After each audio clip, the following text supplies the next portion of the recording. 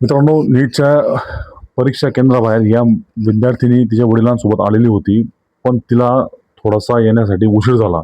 त्यामुळे इथल्या भिकारचोट व्यवस्थेने तिला त्या ठिकाणी प्रवेश दिला नाही आणि त्यानंतर प्रवेश न मिळाल्यामुळे तिच्या वडिलांची जी अवस्था झाली त्या आपण या व्हिडिओमध्ये बघू शकतो.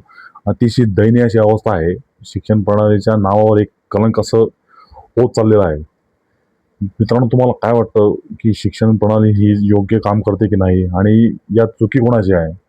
जराशी लेट झालेली होती मुलगी, थोडंसं तिला द्यायला पाहिजे होतं. या ठिकाणी या प्रशासनाला, या व्यवस्थेला या ठिकाणी अतिशय लाज वाटली पाहिजे.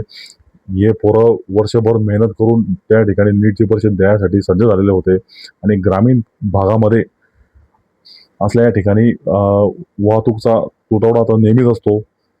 10-15 मिनिटं इकडे-तिकडे होऊ शकतात. पण असला हा गैरप्रकार होता कामा नये, याची या ठिकाणी नोंद घेतली गेली पाहिजे.